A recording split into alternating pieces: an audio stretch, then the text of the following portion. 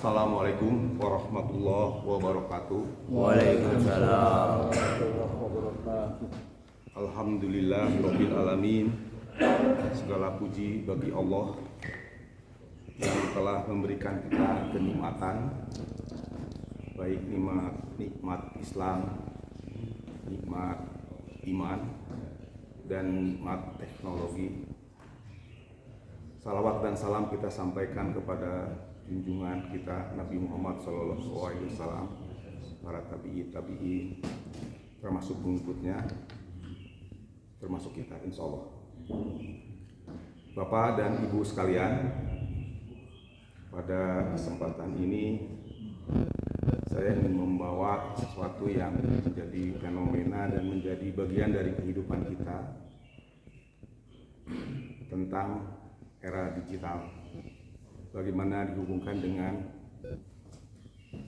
kita sebagai umat Islam, terutama topik yang spesifik itu bagaimana mensikapi, merenungkan tentang gibah dan fitnah melalui alat elektronik yang kita sebut sebagai handphone.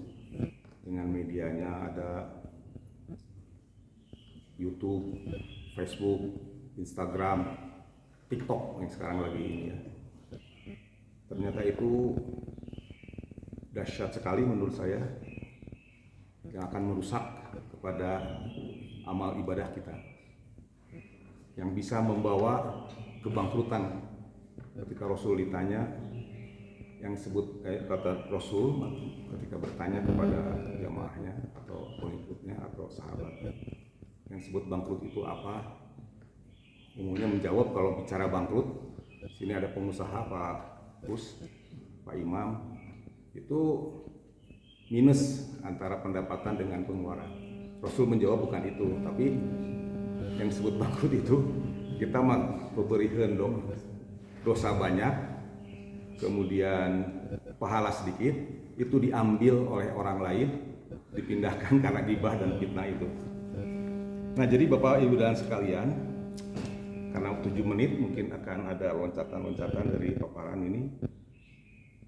Jadi kalau dulu Bapak dan Ibu sekalian, yang disebut dengan gibah fitnah itu relatifly itu terbatas gitu, mungkin gitu, di majelis yang terbatas karena word of mouth, dari mulut ke mulut gitu. Tapi sekarang itu, Bapak Ibu sekalian, di era digital itu sebarannya itu yang tadi saya katakan dahsyat itu adalah bisa yang terpengaruh tuh ribuan, jutaan, puluhan juta, dan bahkan sebab internasional itu bisa juga memonitor begitu. Jadi kalau kita tidak berhati-hati ya dosa jariahnya itu luar biasa. Tetapi kalau kita memanfaatkan dengan positif tentunya itu tentunya akan memberikan dampak yang menambah amalan baik kita. Kenapa? Karena dulu itu gibah lisan atau fitnah itu lisan, atau tayangan atau pesan itu lisan. Sekarang itu bukan hanya mulut begitu, jari itu dengan satu ketik itu, atuk itu ya, klik gitu sudah sebarannya itu. Nah, pertanyaannya gibah itu apa? Gibah itu di dalam surat Al-Hujurat, saya bacakan ya karena saya hafal, Kang Yus menghafal. Dan ayat 12 ya Bapak dan Ibu sekalian, dan janganlah sebagian kamu menggunjing sebagian yang lain. Sukakah salah seorang di antara kamu memakan daging saudaranya sendiri yang sudah mati? Maka tentu kamu merasa jijik. Ini firman Allah ya saudara-saudara sekalian, dan Bapak dan Ibu sekalian. Kata-kata menjijikan itu luar biasa menurut saya itu di sisi Allah gitu ya. Allah mengumpamakan kita seperti memakan bangkai saudara sendiri. Berarti kan luar biasa ya. Tapi secara spesifik Rasulullah itu memberikan pengertian ya. Di dalam satu majelis juga beliau bertanya kepada sahabatnya, tahukah kalian apa itu gibah? Tidak ada yang menjawab, itu hanya berkata Allah dan Rasulnya yang mengetahui. Maka Rasulullah bersabda, engkau menyebut tentang saudaramu sesuatu yang ia tidak suka. Jadi kalau kita membicarakan sesuatu, kalau orang itu mendengar tidak suka, nah itu gibah. Pertanyaan sahabat, bagaimana kalau benar? Kan bahasa kita mah, ima benernya lain gibah ieu mah benar. Ieu mah nyata, ieu mah aya buktina. Nah, kita sering menganggap begitu. Nah, kata Rasul, jika benar itu gibah. Tetapi kalau tidak benar itu fitnah. Nah, Bapak Ibu mungkin ini hanya sifatnya refreshing ya. Mungkin Bapak Ibu juga sudah pernah mendengar atau membaca tentang itu. Nah, Bapak dan Ibu sekalian, di dalam surat Al-Quran An-Nur ayat 15 disebutkan, ketika kamu menerima berita itu dari mulut ke mulut dan kamu katakan dengan mulutmu apa yang kamu tidak ketahui sedikit pun dan kamu menganggapnya itu ringan, padahal dari sisi Allah itu besar dan berat resiko atau konsekuensinya. Mungkin kadang-kala kita ya menganggap itu sepele, ringan, lah hiburan, ketawa untuk menghibur ya. Tetapi itu konsekuensinya berat. Nah, terus dipertegas di dalam Al-Hujurat ayat 6, wahai orang yang beriman, jika datang kepadamu suatu orang yang fasik membawa suatu berita, maka telitilah atau tabayun. Fasik itu mungkin banyak di antara kita ya, bahwa dia tuh beriman, beda dengan kafir ya. Kafir itu tertutup dan memang tidak beriman. Kalau fasik itu memang beriman, tapi dia tidak melaksanakan apa yang menjadi perintah dan larangan Allah. Ya, sholat ente, ngariung di sisi jalan, udun, kemudian juga ring minum-minum dan seterusnya. Dan itu masuk kategori fasik. Nah, kalau sumbernya orang fasik mau bicara begitu, kita itu wajib tabayun atau memeriksa. Ya. Nah, di dalam digital itu, saudara, indikasi bahwa siapa orang yang fasik itu, kalau ada posting yang sifatnya anonim itu tidak menyebutkan siapa dia, hanya gambar monyet, hanya gambar manuk, hanya gambar buuk atau apa, manuk buuk ya, atau gambar burung begitu ya. Itu ciri-ciri juga, saudara. Dan lihat kontennya, itu akan mengarah ke sesuatu yang memang tidak bermanfaat. Kemudian broadcast yang tidak jelas sumbernya. Jadi saya sampai putus silaturahmi, mohon maaf. Saya tuh ketua grup juga di dalam satu komunitas di SMP 19, dulu saya komite di sana. Nah, kebetulan ya jadi ketua grup lah itu, atau ketua kumpulan itu. Seseorang sahabat saya itu memposting, tapi ada ke pemerintah, ada ke personal ya, tokoh masyarakat gitu. Saya tanya, ini sumbernya dari mana? Wah, Pak Iwan masa nggak percaya sama saya? Itu dari orang ITB. Orang ITB yang mana? Nah itu gini, saya nggak usah sebutkan namanya. Kalau kita memposting dan menyebarkan, dan ini kan jelas kejelekan yang diungkapkan. Kalau benar itu gibah, kalau salah itu fitnah gitu. Nah itu tidak banyak orang menerima kepada itu. Memang apakah kita akan memilih itu atau ya dengan integritas kita itu, atau artinya atau karunya dibiarkan aja. Karena kalau tidak dikendalikan di dalam grup itu, saudara-saudara, akan menyebar terus. Kan itu nanti turun komen-komen. Wah kayaknya benar ya, ada seterusnya. Kemudian ada potongan video yang dipelintir. Ada Pak Deddy sih, yang ada ya, Pak Deddy Kadarusman. Beliau nampaknya punya concern, punya passion kepada artificial intelligence ya. Jadi saya pesan, coba saya tayangkan, saya kan senang ayam, bagaimana saya mengini ayam, kemudian tapi dalam konteks yang lebih berwibawa begitu ya, di lembur gitu. Jadi dengan seketika dia bisa. Nah itu juga nantinya saudara-saudara, kita bisa bayangkan Iwan ada di suatu tempat dugem dengan perempuan yang auratnya gobir begitu. Nah terus disebar gitu. Padahal saya mah teu nyawa nanaon kan dugem tunduknya ada tengah malam. Itu kan begitu ditayangkan, semua orang melihat hanya fokus ke aurat yang tadi saya katakan, itu kan luar biasa untuk penyebaran masalah gibah. Dan kalau tidak benar, yaitu fitnah ya saudara. Kemudian judul yang provokatif. Ya biasanya ini mah dalam terutama konteks politik ya itu luar biasa ya. Bagaimana orang mendegradasi integritas status sosial dengan suatu sebutan, padahal di dalamnya ketika dibaca detail tuh nggak begitu. si Anu melakukan korupsi dengan cara melipat nilai uang, terutama uang MBG. Padahal belum tentu benar itu, saudara. Ini MBG karena ada Pak Gus di sini. Ada. Jadi mudah-mudahan ini nggak di kita menjadi nggak dilakukan lah begitu kasarnya tuh. Nah tadi sudah saya katakan bahwa ada beberapa dampak dari gibah, sekalian. Tapi saya ingin menyampaikan juga sabda Rasulullah, barang siapa beriman kepada Allah dan hari akhir, maka hendaklah ia berkata baik atau diam. Itu suatu pesan, itu prinsip menurut saya itu. Ya. Jadi kalau tanya homa, cicing daripada Anda ikut-ikut cawe-cawe dan kita tuh tidak tahu gitu. Dan itu bukan hanya ini Bapak-bapak, mohon maaf ya, seperti saya mau ngajari Bapak-bapak itu terkena ke saya juga gitu. Kadang-kala pikiran kita tuh terbawa juga ke dalam gitu.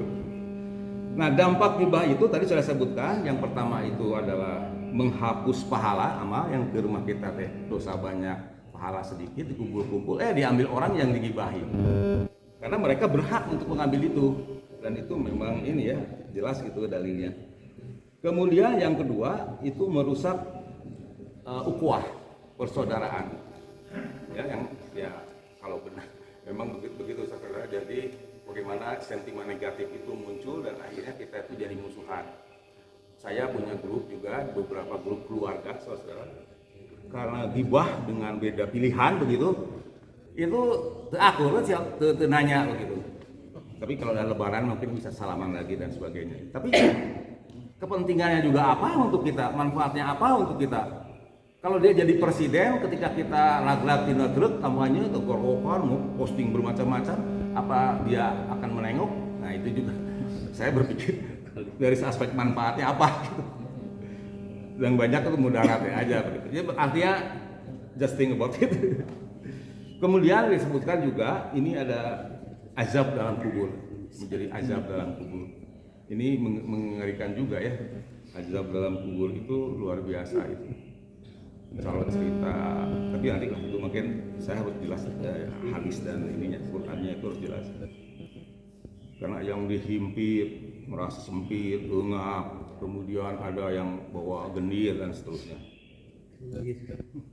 Nah, bapak-bapak, kita masuk bagaimana kita mensikapinya, bapak-bapak sekalian. Jadi memang yang prinsip yang utama itu ya bahwa kita itu harus check and recheck, tabayun. Ya, jadi kalau bisa sumbernya itu dijelaskan. Kalau di dalam dunia akademik yang saya ini karir saya di situ, dari mulai kita sekolah, kemudian juga bekerja, ketika membuat suatu tulisan pernyataan, apakah itu disebar atau terutama disebar ya, kalau diajarkan kalau di dalam kampus itu harus jelas referensinya. Jadi tabayun itu diantaranya adalah jelas rujukannya begitu. Dan cilakanya memang saya awam dalam bidang agama itu kan banyak hadis-hadis juga yang ternyata ada yang lemah, ada yang palsu gitu ya, ada yang memang sahih gitu ya. Nah itu memilah-milahnya juga perlu pengetahuan ya. Jadi itu yang tabayun. Kemudian ya tadi pikirkan perlu tidak gitulah itu kita melakukan komen atau menyebarkan itu. Ada manfaatnya enggak? Jika saya dibicarakan, apa saya ridho? Nah, yang terakhir Bapak-bapak, karena 7 menit ini udah lewat. Dalam Al-Quran, Allah berfirman surat Tob ayat 18, tiada satu kata pun yang diucapkannya, melainkan ada di sisinya malaikat pengawas yang selalu siap mencatat.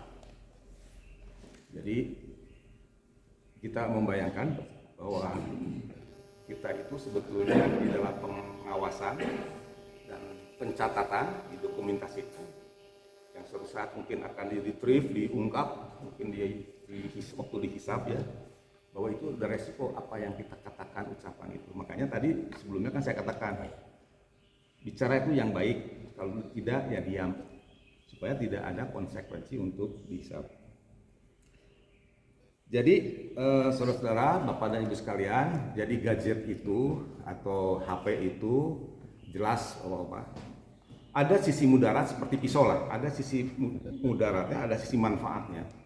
Kita juga bisa beramal soleh, yaitu dengan menyebarkan, tetapi bukan gibah, bukan fitnah, tapi misalnya ilmu, keterampilan. Saya kagum kalau ada persoalan itu, anak-anak apalagi ya lebih ngeh dengan orang generasi Z itu, nanya YouTube gitu.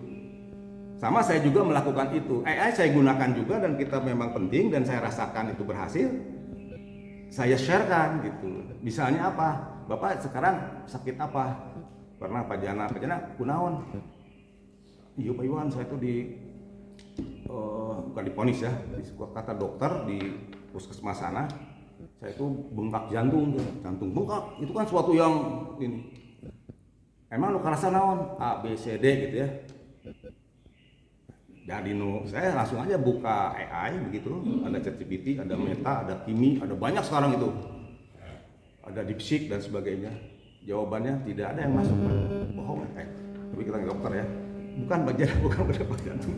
Saya baru mengatakan itu karena dari berbagai sumber itu dan itu representasi dokter itu nggak begitu indikasinya itu.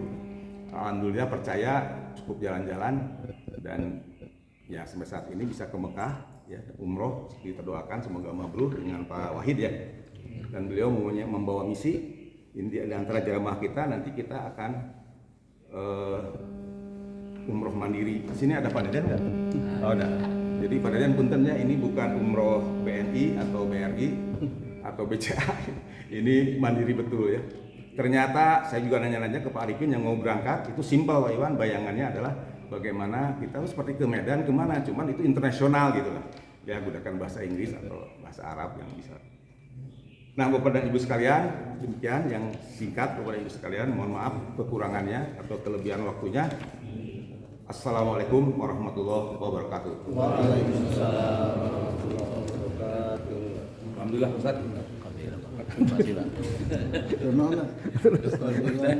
Ustaz Dede.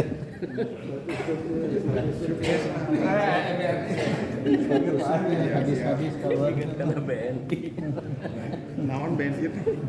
Iya kan selalu bilang. Lihat ya, kalian. Ustaz mandiri. Iya, BNI visi.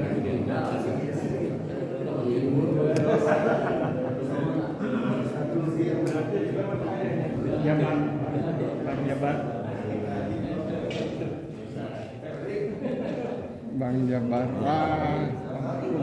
Sehat-sehat. Jadi. Iya,